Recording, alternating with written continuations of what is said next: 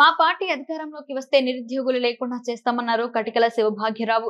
అలాగే రైతులు చేతి వృత్తుల వారు తయారు చేసిన ప్రొడక్ట్లను ప్రభుత్వమే కొనుగోలు చేసేలాగా చూస్తామని అన్నారు. వ్యవసాయానికి సంబంధించిన ట్రైనింగ్ తీసుకునే వారికి పూర్తిగా శిక్షణ ఇవ్వాలని, వారికి పూర్తి నైపుణ్యం కలవారిగా తీర్చిదిద్దుతామని అన్నారు. ప్రభుత్వ కాంట్రాక్టు వ్యవస్థను క్రమబద్ధీకరణ చేస్తామని అన్నారు. ప్రభుత్వమే ఎలక్ట్రీషియన్, ఫిట్టర్, వెల్డర్ అలాంటి వారికి శిక్షణ ఇచ్చి వారికి కాంట్రాక్టులు ఇచ్చేలా చూస్తామని తెలిపారు. ఎందుకంటే డబ్బు ఉన్న వాళ్లకు కాంట్రాక్టులు వస్తున్నాయని, అలా కాకుండా చిన్న వాళ్లకు కూడా కాంట్రాక్టులు అందేలా చూస్తామని అన్నారు. డిగ్రీ చదివిన ప్రతి ఒక్కరికి కాంట్రాక్టు చేసుకునేలా అవకాశం కల్పిస్తామని అన్నారు.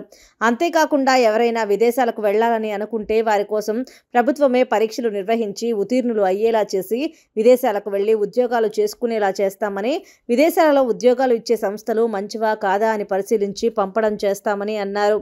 రాష్ట్రంలో నిరుద్యోగ యువత ఉండకూడదని, నిరుద్యోగ యువత కోసం పనిచేసే విధంగా ఉండేలా చర్యలు తీసుకుంటామని అన్నారు. నిరుద్యోగుల కోసం ప్రత్యేక వసతి కల్పించి వారు దీనిలో నిష్ణాతులై వాటిలో తర్ఫీదు ఇచ్చి ప్రభుత్వమే ఉద్యోగ ఉపాధి అవకాశాలు కల్పించేలా చేస్తామని అన్నారు. ఆల్ తెలుగు ప్రజా పార్టీ తరఫున జాతీయ అధ్యక్షుడిగా మాట్లాడుతున్నాను. ఈ పార్టీ గత సంవత్సరం ఏర్పాటు చేయడం జరిగింది. ఈ పార్టీ అన్ని నియోజకవర్గాల్లో 7 కులాలతోటి కమిటీలు పెట్టడం జరిగింది. అన్ని కమిటీలు కూడా పార్టీ అభ్యర్థుల్ని రికమెండ్ చేస్తూ నామినేట్ చేస్తున్నారు. గత 2 రోజుల నుంచి మీ అందరికీ తెలుసు, జాబ్ క్యాలెండర్ మీద అన్ని పార్టీలు కూడా మాట్లాడుతున్నాయి. ఈ రోజున కోర్టులో కూడా కేసు వేయడం జరిగింది. జాబ్ క్యాలెండర్ అనేది ఈ రాష్ట్రంలో ప్రతి ఒక్క అన్ఎంప్లాయీకి కూడా ఉద్యోగం ఇవ్వాలనే దృక్పథంతో జాబ్ క్యాలెండర్ అనేది పెట్టడం జరిగింది. ఆల్ తెలుగు ప్రజా పార్టీ ఏమంటుందంటే, ఈ రాష్ట్రంలో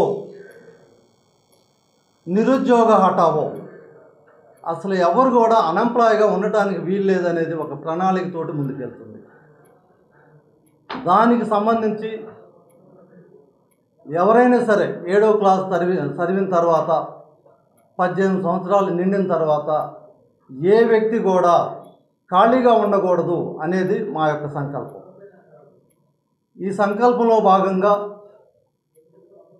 ప్రతి జిల్లాలో ఒక డార్మెటరీ వ్యవస్థని, ఒక 100 ఎకరాల్లో ఒక డార్మెటరీ వ్యవస్థని ఏర్పాటు చేసి అక్కడ ఐఏఎస్ నుంచి క్లాస్ 4 వరకు కూడా అన్ని రకాల కోచింగ్స్ని ఇవ్వడం జరిగింది. ఆ విధంగా గవర్నమెంట్ ఉద్యోగాలకు వెళ్ళే వాళ్ళకి నిరంతరం వారికి ఎంత ఖర్చు అయితే అంత పెట్టేసి వాళ్ళ కోచింగ్ ఇవ్వడం జరిగింది. అదేవిధంగా ప్రైవేట్ ఎంప్లాయ్మెంట్ కోరుకునే వారికి ఏ విధమైన ట్రైనింగ్స్ ఇవ్వాలో ఆ విధంగా ట్రైనింగ్స్ ఇచ్చి ప్రైవేట్ ఎంప్లాయ్మెంట్కి వెళ్ళేటట్టుగా చేయడం జరుగుతుంది. అదేవిధంగా అదే డార్మెటరీలో ఎవరైతే వ్యాపారం చేసుకుంటామంటారో వారికి స్కిల్ డెవలప్మెంట్ ఇచ్చిన తర్వాత వారికి కావాల్సిన ఇన్వెస్ట్మెంట్ కూడా గవర్నమెంట్ ఇచ్చేటట్టుగా ప్లాన్ చేస్తూ మేడ్ ఇన్ ఆంధ్ర ప్రోడక్ట్స్ని తయారు చేపించడానికి ప్లాన్ చేస్తున్నాం. మేడ్ ఇన్ ఆంధ్ర ప్రోడక్ట్స్ అన్నీ కూడా గవర్నమెంటే బైబ్యాక్ చేసేటట్టుగా ప్లాన్ చేస్తున్నాం. సంబంధించిన ట్రైనింగ్ కూడా ఆ యొక్క డార్మెటరీలో ఇవ్వటం జరుగుతుంది. ఎవరైతే డ్రైవర్గా, ఫిట్టర్గా, ఎలక్ట్రీషియన్గా ఎవరైతే ట్రైనింగ్ తీసుకున్నారో ఐటీఐస్లో వారందరికి కూడా పర్ఫెక్ట్ ట్రైనింగ్ ఇచ్చేసేసి వారిని గవర్నమెంట్లో ఏ విధంగా కాంట్రాక్ట్స్ చేపించాలి, కాంట్రాక్ట్స్ అన్నీ కూడా లక్షల కోట్లు ఉన్న వాళ్ళే కాంట్రాక్ట్ తీసుకుంటున్నారు. కానీ కామన్ మ్యాన్కి కాంట్రాక్ట్స్ ఇచ్చే అవకాశం లేకుండా పోయింది. కాబట్టి కాంట్రాక్ట్ వ్యవస్థను కూడా సమూలంగా, ఎందుకంటే ఉన్నవాడు అవుతున్నాడు కాబట్టి ప్రతి ఒక్కరికి అందుబాటులో ఉండేటట్టుగా చేసే విధంగా ప్లాన్ చేయడానికి చేస్తున్నాం. అది ఎలాగంటే ఇప్పుడు ఒక 20 కార్లు 50 కార్లు ఉన్న వాళ్ళే కాంట్రాక్ట్లో పార్టిసిపేట్ చేసే అవకాశం ఉంది.